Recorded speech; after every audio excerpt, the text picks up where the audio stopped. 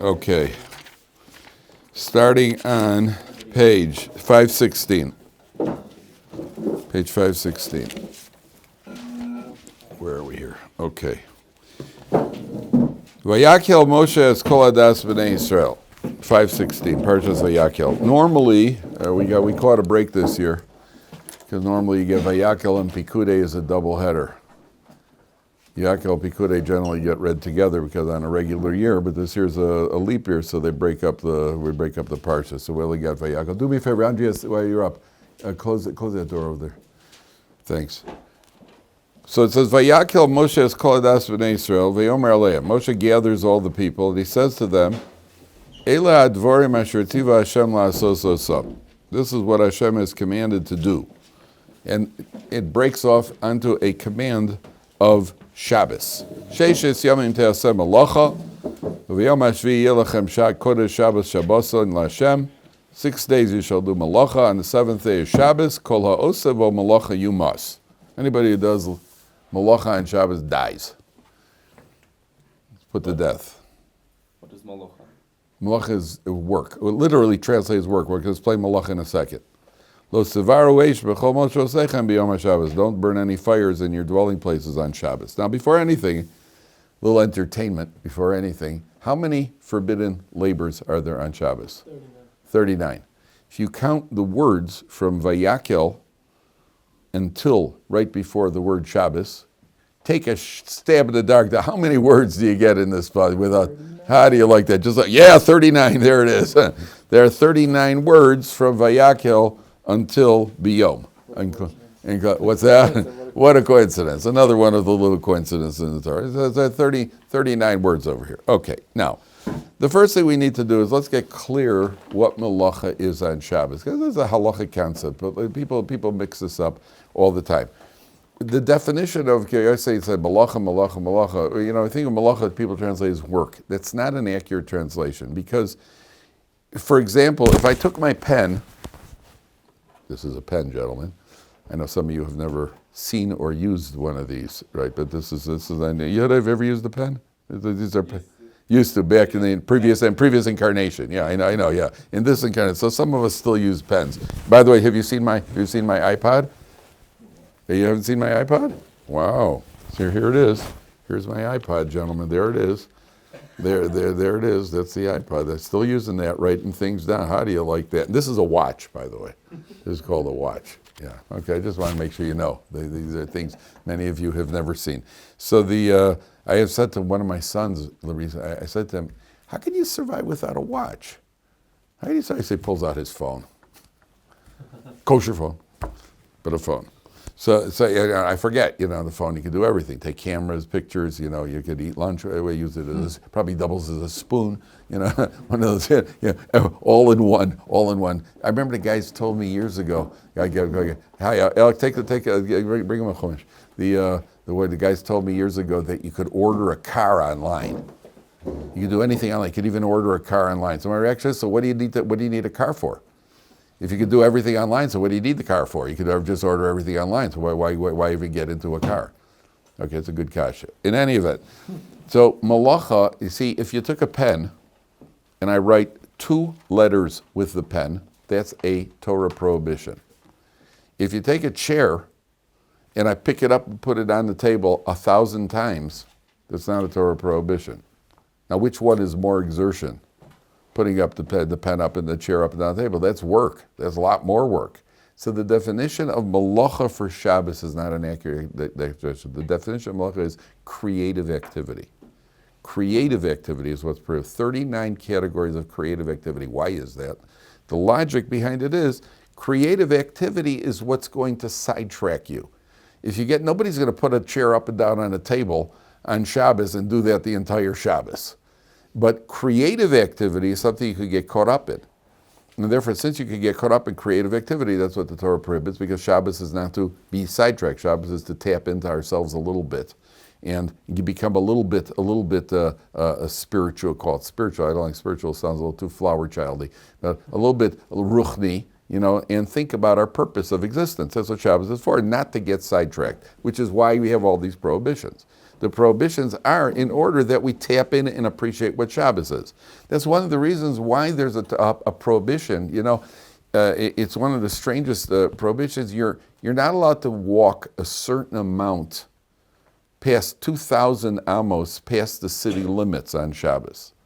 So for example, if you live out in the wilderness where the city ends and then there's a desert or a forest or something behind you, you can't go out more than 2,000 amos.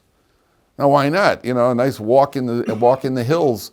A nice walk in the hills is pretty relaxing, isn't it? Isn't that what Shabbos is for? The problem is that a walk in the hills could take you all day, and that's all you'll do, is a walk in the hills. Why isn't there a limit if you're in Manhattan?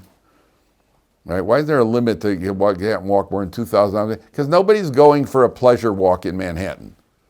If you're in the city, in downtown Chicago, nobody's going for a pleasure walk. You just hope you don't get shot. You just hope you don't wander into the wrong neighborhood. Nobody's walking through downtown Manhattan for a pleasure walk because your wallet's going to get nipped. So but if you're out in the mountains, so there's a prohibition. Because again, we don't have the same theme for Shabbos. We don't want to get sidetracked from Shabbos. That's the basic idea of Malacha. Then the Torah says, Lo sevaru eish b'chol moshe osechem b'yom Shabbos. You should not burn a fire. Now this is the only one that it specifies. This is the only of the 39. This is the only one that it specifies in the Torah. The others are learned and determined from the various 39 activities, creative activities that were done in the Mishkan. But the only one that the Torah specifies is fire. Now, why that is that number one of the basic explanation is that fire is the thing that generally is used in creative activities.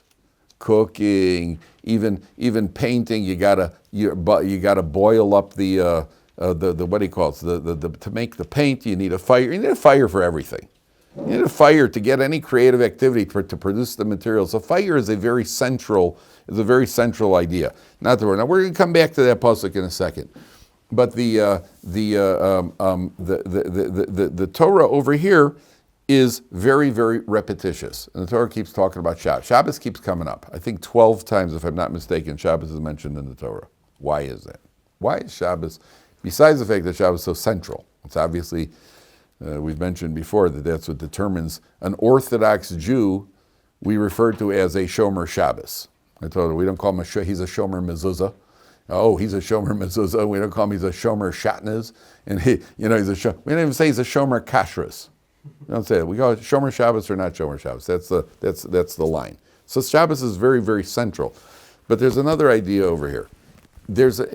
What's the halacha if you have a piece of pork? Let's say a piece of pork ended up in your house. Right? Somebody brought you have a cleaning lady who's not Jewish, and she brought her sandwich with her and she forgot it. So she forgot her pork in the house. Do you have to get rid of that pork? Yes. What halakha? There's no halakha that says you have to get rid of the pork. You leave the pork in the house. Just don't get porculated, right? But you don't have to leave. There's no halakha that says you have to get rid of the pork.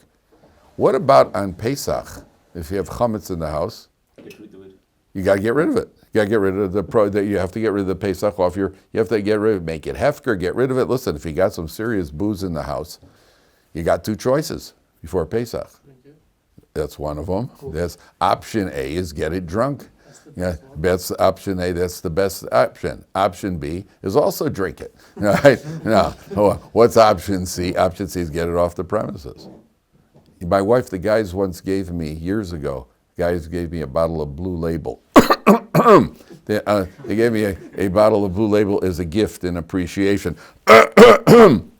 And so they gave it to me it was about 6 weeks before Pesach. So I brought this thing into the house. It comes in a nice case. Like the mom say, carrying the thing. But so listen, it's like a Stradivarius violin. I'm carrying this thing into the house. At the time, it cost 900 shekels, and the dollar was 4.5. It was 4.5 shekels to the dollar. That's 200 big ones.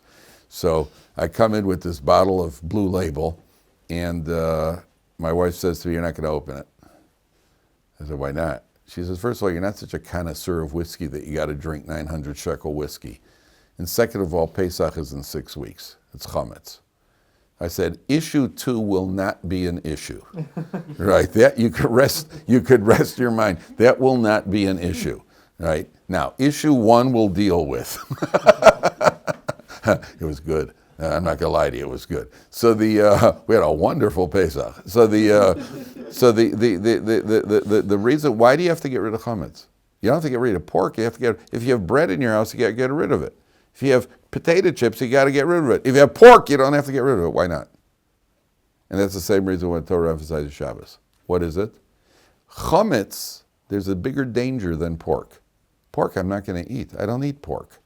I'm not going to eat pork. I have no temptation. But even if I was, it's treif. I don't eat treif. It's just not something I do ever. Certainly not intentionally. I don't eat treif. I don't eat non-kosher food. But what about chametz? Chametz I eat all the time. Chametz, I always eat potatoes. I always eat bread. I always eat crackers. I always eat cookies. There's the concern that on Pesach, you're absent-mindedly, if it's in the house, you're going to open the cabinet, you're going to get up at 2 in the morning, like you always do for a midnight snack at 2 in the morning.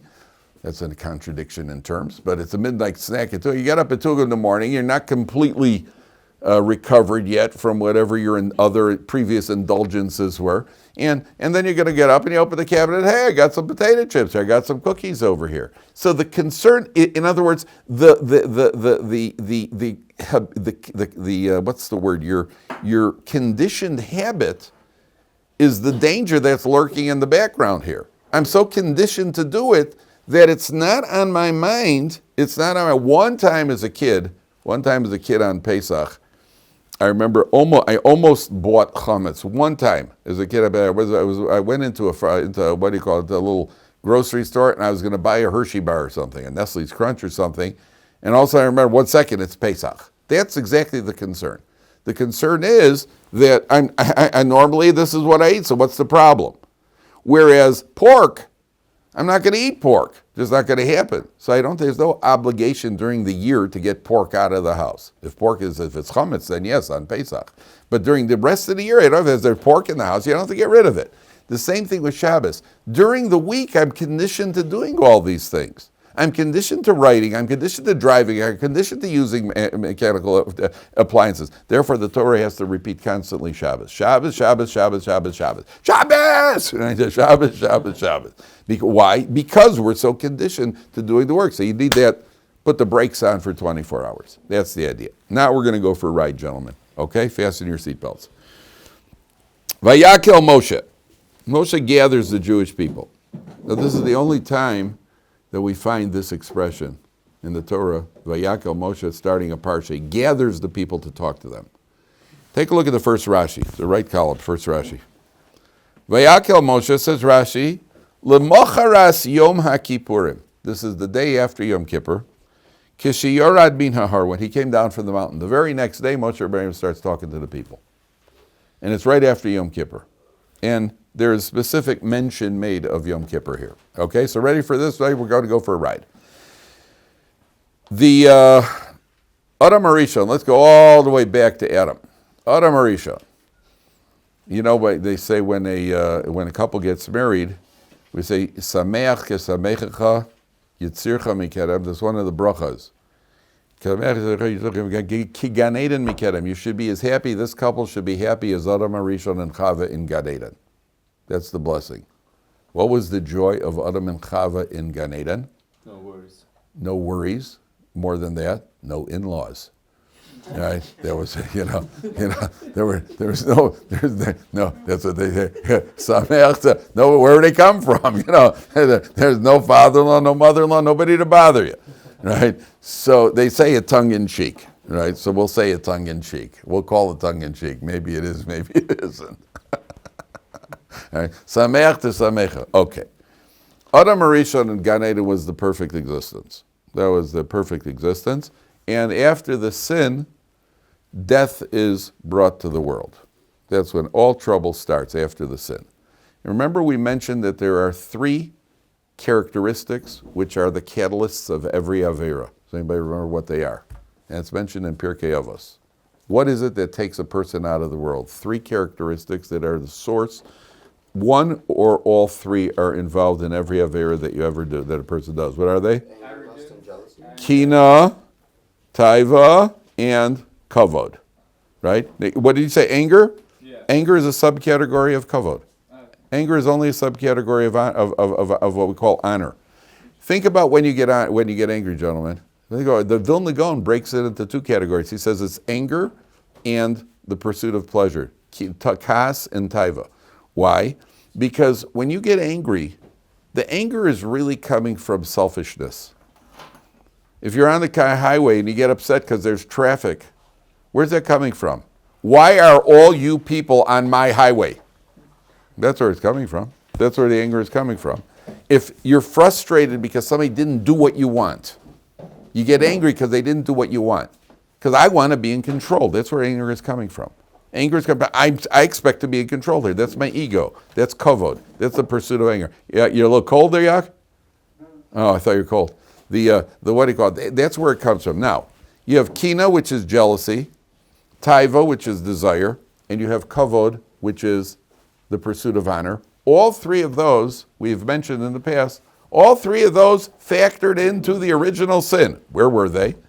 So kina, taiva, and kavod. First of all, let's deal with them in the other order. Taiva, desire, the pasuk says openly in Bereshis, she saw the fruit was kita'ava hula einayim. The fruit was very desirous. That's the word taiva is right there. Kavod was that the serpent, when he tempts her, he says, eat it and you'll be like God. V'yisem ke'elokim yodei tov v'ra. Which the commentaries say we have a deep-seated desire to be God. Because then when you're God, you're in control. That's kavod. Where's the kina? Where's the jealousy? When she took a bite of the fruit, she then got nervous. I'm going to die, and he's going to marry somebody else. So at that point, she said, oh, Adam, dinner. Look at this. And she gave him to eat from the fruit. That was the kina. So all three of those sins are involved in the original sin of man. Kina, taiva, and kavod. And it's our job now, mankind's job, is to rectify those sins. That's the whole job of mankind. So we have mentioned once before that the first chance to rectify it was Cain and Hevel. And what happens? Cain gets jealous of Hevel and he kills him. Brotherly love, right? What's it called? Sibling rivalry. Cain kills Hevel. Mankind had a chance to rectify the sin of kina and they blew it. Taiva is desire. Mankind in the generation of the flood, what were they involved with? All sorts of moral corruption. That's taiva. You had a chance to rectify it and you blew it. Strike two. One more chance. Kavod, which is the generation of the Tower of Babel. What did they do? They said, we'll build a tower, v'nasa lanu shem, we'll make a name for ourselves. No? What more kavod could you get? That's all about your name. Mankind struck out. So what did God do? He took the task of rectifying those three characteristics and he gave it to one group of people. Guess who it is? Guess who it is? Which group of people did he give that to? Take a stab at the dark. It's the Jews. It's the Jews, right? That's right. Avram Avinu is chesed, which is the opposite of kina. Jealousy is resentment of other people. Chesed is concern for other people. Yitzchak is avoda, sacrifices. Yeah, it's pretty impressive when you yourself get almost sacrificed, right? That's a pretty high level of devotion, which is the opposite of kavod. Why is it the opposite of kavod? Kavod means it's all about me. Avoda, prayer, sacrifices, acknowledging God means I submit to somebody else, to a higher power. That's a suppression of a person's kavod. And Yaakov Avinu is Torah. Torah is the antibodies for physical desire. The only way to get desire under control is that a person studies Torah. Okay, that's just the background. Okay, now, the Jewish people at the Har Sinai, what level did they get to? What level did they get to? You know what it says? They got to, there was no more death in the world. Do you know that? All the ailments, they were all cured. All the Jewish people were cured. If a person had a limp, he did not have a limp. If somebody was blind, his blindness was cured. There was no death in the world. They reached the level of Adam Arishon Kodem Achet, Adam before the sin. That was the level of the Jewish people. They reached the level of Adam Arishon Kodem Achet. When did it all come back? After the Chet of the Egel. After the sin of the golden calf, the Medrash says all the blind people became blind again. All the people with physical ailments, the ailments came back. Before the sin of the golden calf, that was the level they were all cured, because it's not respectful to go and have such a. Could you imagine a bunch of what do you call it? A bunch of lame and crippled people coming into a royal dinner. You know, it doesn't. You know, that's not. You're getting the Torah. Everybody's got to be a good, perfect specimen, and that's what happened. Now watch this. There were 3 commands that were given to the Jewish people, or 3 traits that were given to the Jewish people before Har Sinai. Number 1, they had to separate from their wives for 3 days, which is a rectification of which one of the 3 traits? Obviously, desire. Number 2, limitation of where they're able to go. Moshe Rabbeinu could go up to the mountain. You guys have to stay here. You can't go past that. That's a rectification of what? Kavod. Kavod means I get to do what I want, and this is limitation. No, you're going to take orders now. You can't go past this point.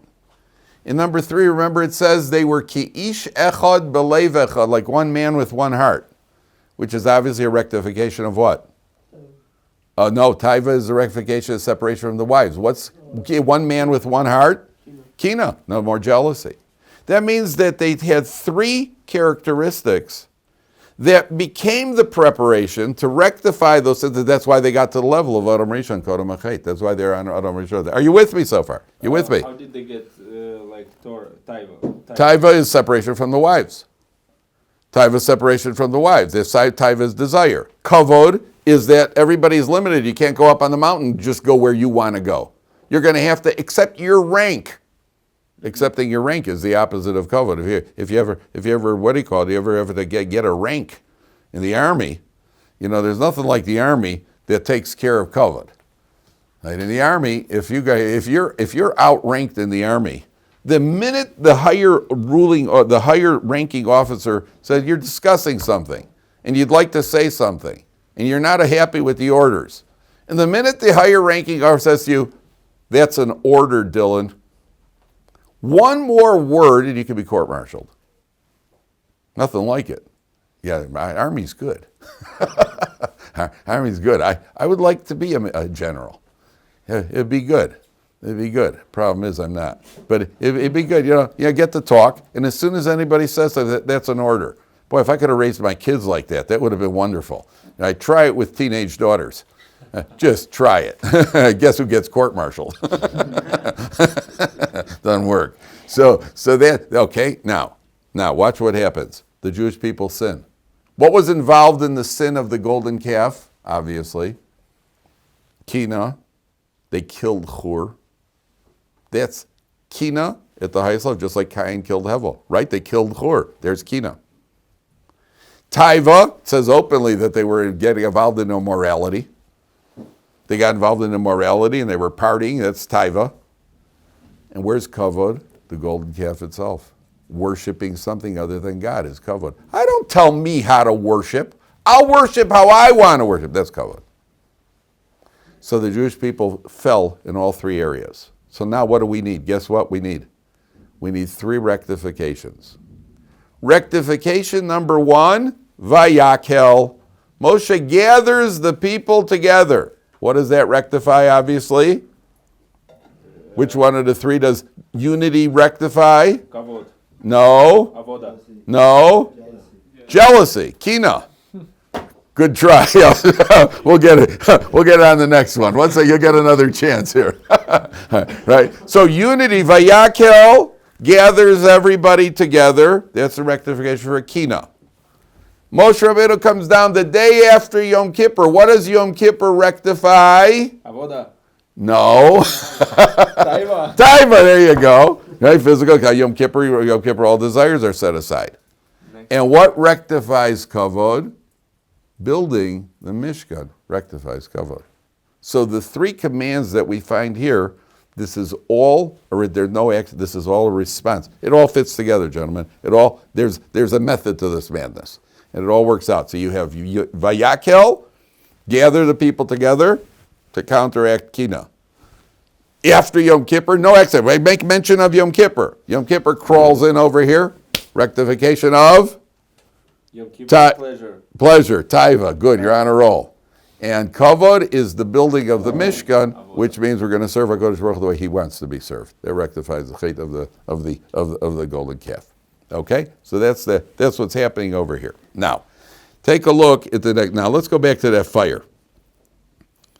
Somebody once said, how do you, the idea of Vayakhel, by the way. Here's a question. It's Yom Kippur. Right up. Imagine it's Yom Kippur. We've all done Yom Kippur. Do you like Yom Kippur, guys? Yes. People, Yom Kippur is good. Do you know something? You want to know one of the ironies? Do you feel that it's a test, Yom Kippur? Yeah. No, you don't. No, you don't. There isn't anybody in this room who's going to eat on Yom Kippur. You're just not going to do it. It's not a test. It's not necessarily my first choice if I want to have a good time, by fasting for 24 hours. And it's not, it's certainly a challenge. It's certainly a what do you call it? It's certainly a day that requires some investing. But does anybody really, you ever had a temptation to eat on Yom Kippur? Nobody's going to eat on Yom Kippur. It's not a challenge to my free choice. It's a challenge to my physical existence, but it's not a challenge to my free choice. I'm not going to eat on Yom Kippur. Who's going to eat on Yom Kippur? The streets of Israel, if you guys have not been in Israel for Yom Kippur, it's unbelievable. You come on Yom Kippur in Israel, the streets of Israel are empty because you have even Jews who are as far removed from Torah in the course of the year, they simply will not eat on Yom Kippur. Some of them smoke.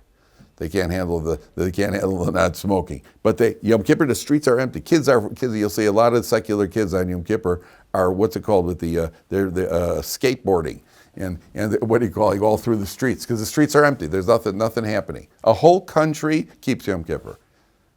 Basically, I think they did this. I think they study is 90% of the people in Israel claim they fast on Yom Kippur. It's just not. It's certainly not. It's certainly a trying day, but it's not a test of free choice. It's like being on an airplane and you're hungry, and they forgot your kosher meal and they put some pork in front of you.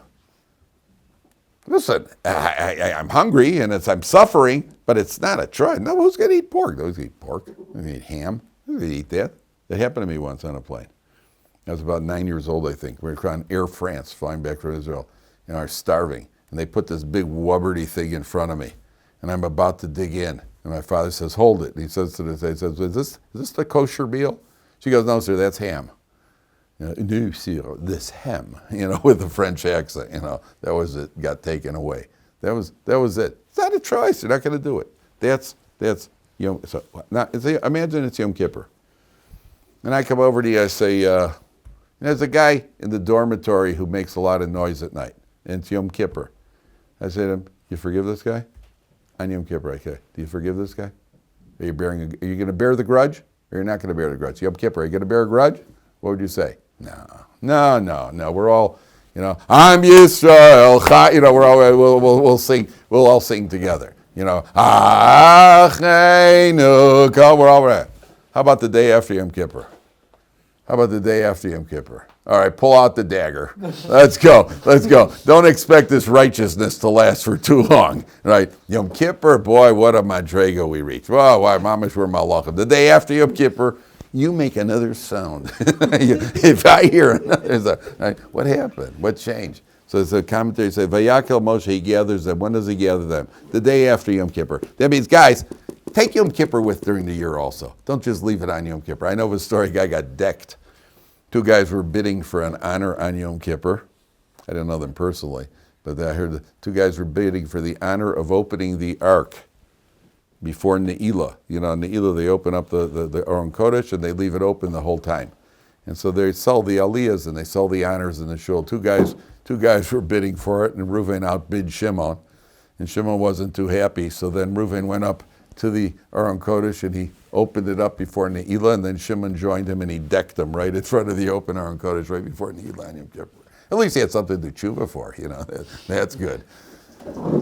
So there's probably some beef there in the past anyway, but I'm sure it probably didn't just start right there. But what do you call it? So take Yom Kippur with her. There's a Vayakhel. Yeah, we're all together, so take a little Yom Kippur with you in the rest of the year. Now, then the Torah says, Lo sevaru eish b'chol moshosechem yom haShabbos. Don't burn fires. At a deeper level, do you know that somebody who sinned goes to Gehenna? Gehenna is hell. Right? In the Torah concept, the Christians, like everything else, the Christians took the concepts from us and they distorted them. But there is some sort of accountability. There's accountability, just like there's reward.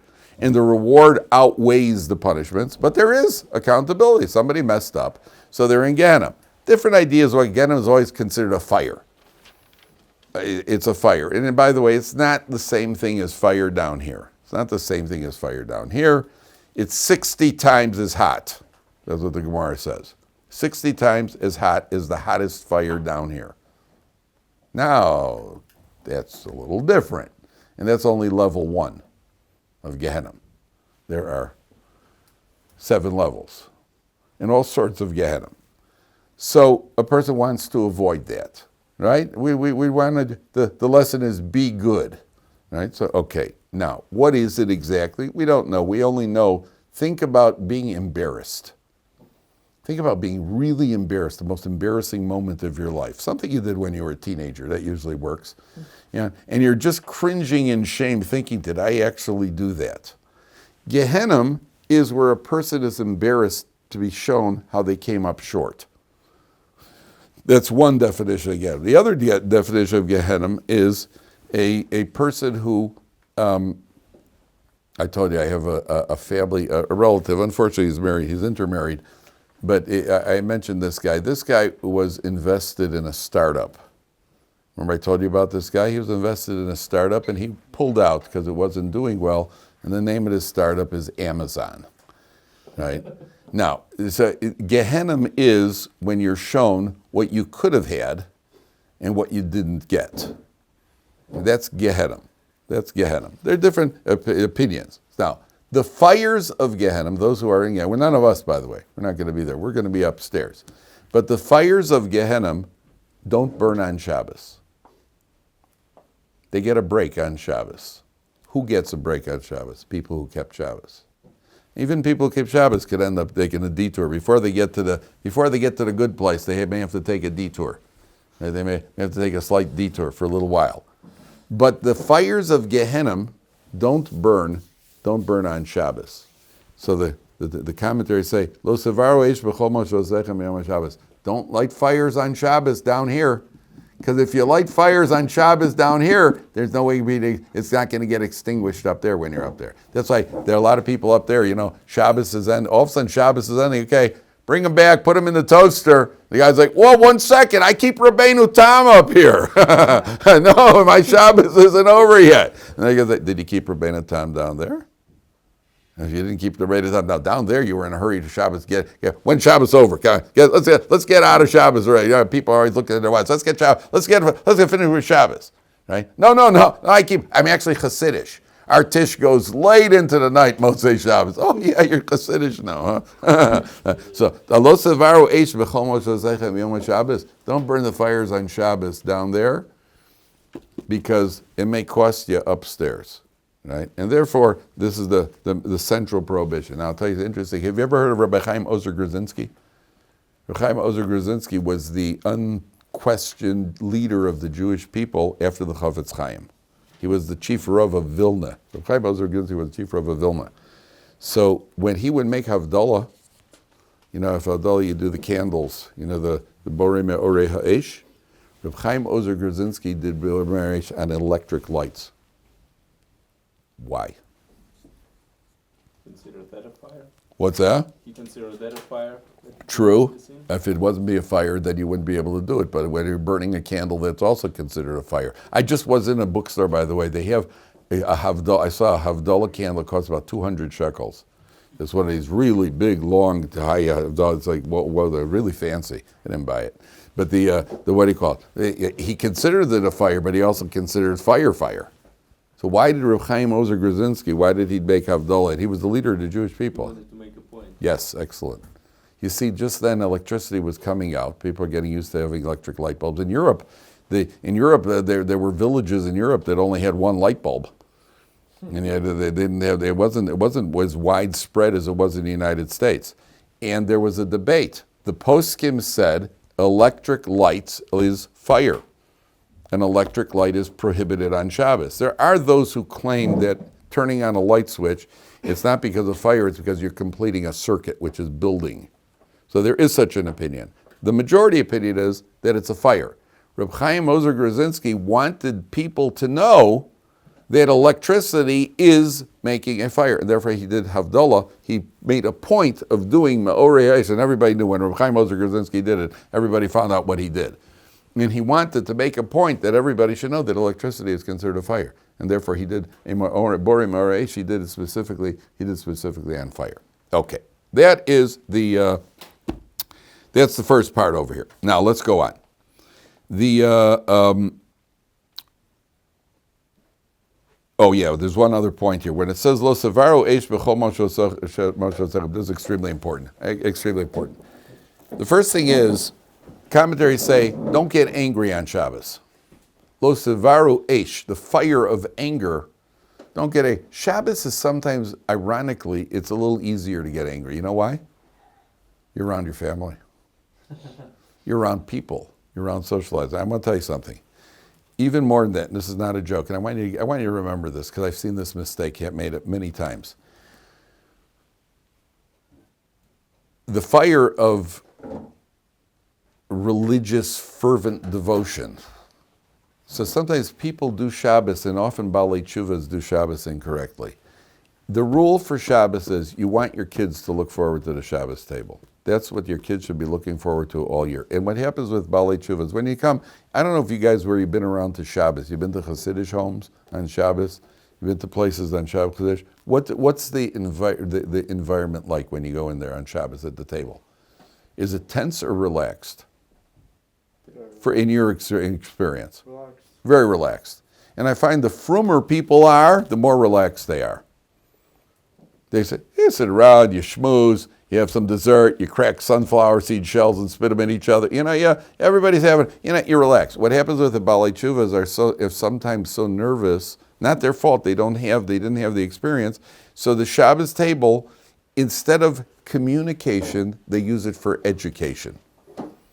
And if you cross that line from communication to education, teenagers especially, teenagers are coming to the Shabbos table for communication, not education. And often fathers they want to educate. There's an urgency to educate the family. All it does is create a certain stress and tension. I want to tell you something. My oldest kid was 8 years old. And my youngest kid was about 5 kids at the time. My oldest kid was about 8, 9 years old. It was Friday night. I was young and frum in those days. I was really frum. I threw stones at cars on Tuesdays. I was frum.